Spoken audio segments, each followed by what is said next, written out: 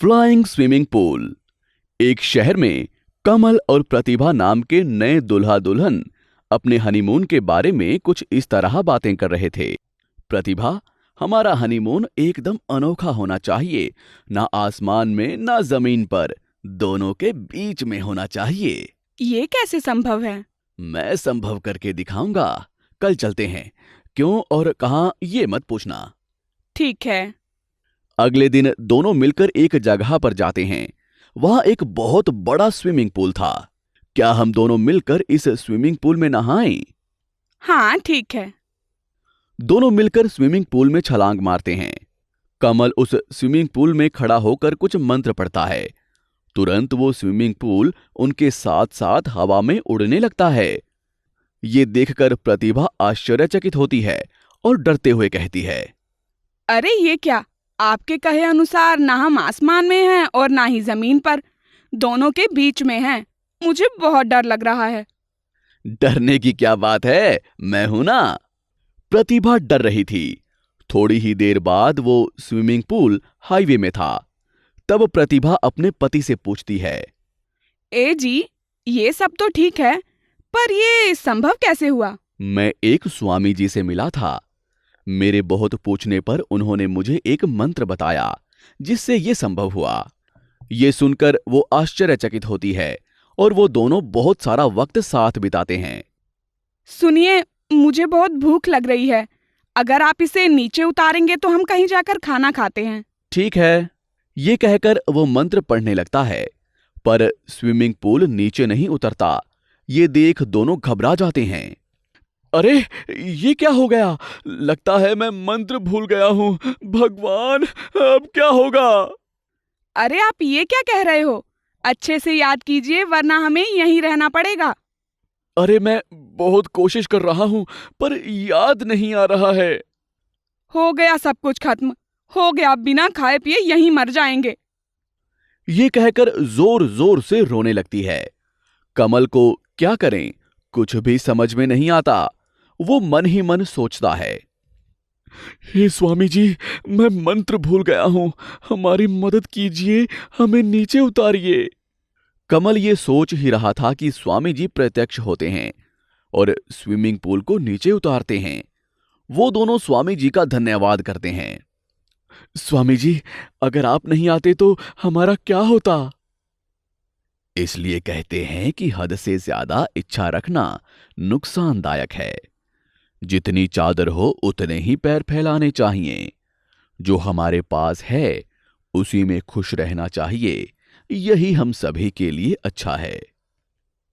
आपने सही कहा स्वामी जी। अब से मैं कभी भी ऐसी पागल इच्छाएं नहीं करूंगा। मुझे अक्ल आ गई है। स्वामी जी उन दोनों को आशीर्वाद देकर वहां से गायब हो जाते हैं। ये कहानी हमें सिखाती है कि हद से ज्यादा इच्छाएं रखना नुकसानदायक है। इसीलिए कहते हैं, अच्छी इच्छाएं मांगने से हमारा भी भला होगा और हमारे सामने वालों का भी। आपको हमारी ये कहानी कैसी लगी, हमें कमेंट बॉक्स में जरूर बताएं। और यदि आप ऐसी ही और भी कहानियां सुनना चाहते हैं तो हमारे चैनल को सब्सक्राइब करना ना भूलें। शुक्रिया। जादुई वाटर टैंकर। एक गांव में चंद्रशेखर नाम का एक आदमी रहता था। वो खेती का काम करके अपने घर का पालन पोषण करता था। वो बहुत ही नेक दिल और अच्छा इंसान था। चंद्रशेखर का गांव बहुत ही हरा भरा और खुशहाल था। चंद्रशेखर हमेशा सबके बारे में सोचता था। वो सबकी मदद करता था और सबसे अच्छे से बात करता था। गांव वाले सब उसे बहुत पसंद करते थे। एक बार चंद्रशेखर के गांव में एकदम से अकाल पड़ जाता है। सब जगह पानी की कमी आ जाती है। जमीन बंजर हो जाती है। चंद्रशेखर एक ठेले पर 2 ड्रम रखकर पास के गांव से उन ड्रम्स में पानी भरकर लाता है। उसी गांव में मलेश नाम का एक और आदमी रहता था जो बहुत ही अमीर था। वो हर दिन शहर से एक वाटर टैंकर मंगवाता था और घर में खर्च कर देता था। एक भी बाल्टी वो किसी को नहीं देता था। वो इतना खड़ूस किस्म का आदमी था। जबकि चंद्रशेखर अपने ठेले पर पानी रखकर अपने लिए और आस पड़ोसियों के लिए भी पानी लाता था। एक दिन चंद्रशेखर मल्लेश के पास जाता है और उसे कहता है, गांव में पानी की बहुत तंगी है, क्या करें? कुछ सोचो, सारे खेत सूख गए हैं, गांव वाले सब बहुत परेशान हैं। इसमें मैं क्या कर सकता हूँ? जो भी है उन लोगों को ही भुगतना पड़ेगा। अरे भैया, ऐसा मत कहो, तुम शहर से वाटर टैंक तो मंगा ही रहे हो। एक काम करो, एक टैंक ज्यादा ही मंगवा लो ताकि गांव वालों की मदद हो सके। देखो चंद्रशेखर, मेरे पास ना तो इतना पैसा है और ना ही इतना वक्त। तुम ये बकवास बातें बंद करो, और अगर ऐसी ही बातें करनी है तो मेरे घर मत आना। चंद्रशेखर उदास होकर वहां से चला जाता है और अगले दिन हर रोज की तरह ठेले पर ड्रम रखकर पानी लाकर गांव की ओर निकलता है। वो पानी ड्रम्स में भरकर निकल ही रहा था कि रास्ते में पत्थर लगकर ठेला पलट जाता है और सारा पानी गिर जाता है और चंद्रशेखर का ठेला भी टूट जाता है। चंद्रशेखर उदास होकर वहीं बैठ जाता है और सोच में पड़ जाता है। हे भगवान, मैं क्या करूं? अब मैं क्या करूं? अब मैं गांव में पानी कैसे लेकर जाऊं? बेचारे गांव वाले पानी का इंतजार कर रहे होंगे। ये सोचते सोचते वो वहीं बैठ जाता है और उसको नींद आ जाती है।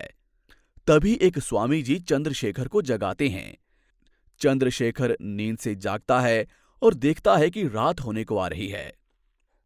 बेटा, क्या हुआ? कौन हो तुम? यहां क्यों सो रहे हो?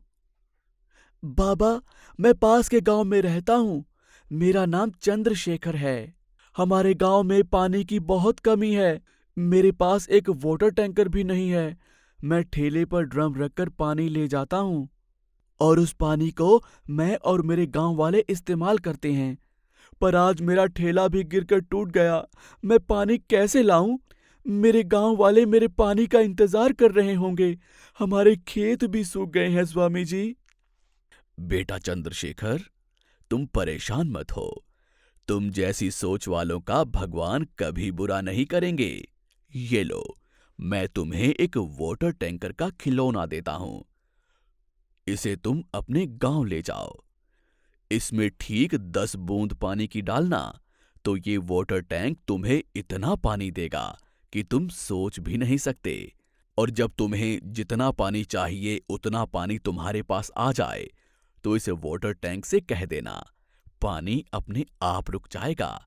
लेकिन एक बात याद रखना, पानी की 10 बूंदें शुरू में और पानी खत्म होने के बाद 10 बूंदें। बस ये 2 काम तुम हमेशा याद रखना। स्वामी जी एक वाटर टैंकर का खिलौना देता है। ये देख चंद्रशेखर हैरान हो जाता है और स्वामी जी से कहता है, ये तो एक खिलौना है बाबा, क्या आप मुझसे मजाक कर रहे हैं? नहीं बेटा, तुम इसे ले जाओ और इसमें पानी डालना। जैसा मैंने कहा वैसा ही करना, तुम्हारी सारी परेशानियां दूर हो जाएंगी। खिलौने वाले वाटर टैंकर को लेकर वो गांव आता है और जैसा उस बाबा ने कहा था वैसा ही करता है। बस देखते ही देखते वो खिलौने वाला वाटर टैंकर एक बड़े वाटर टैंकर में बदल जाता है और उसमें से बहुत सारा पानी आने लगता है। चंद्रशेखर और गांव वाले ये देखकर खुश हो जाते हैं और घरों में पानी भर लेते हैं। पानी भरने के बाद चंद्रशेखर वाटर टैंक को बस कहता है तो पानी अपने आप रुक जाता है और वो वाटर टैंकर फिर से खिलौने में बदल जाता है। धीरे धीरे सारा गांव हरा भरा हो जाता है। गांव वाले सब चंद्रशेखर की बहुत प्रशंसा करते हैं। ये देख मल्लेश मन ही मन जल उठता है और वो वाटर टैंकर को चुराना चाहता था।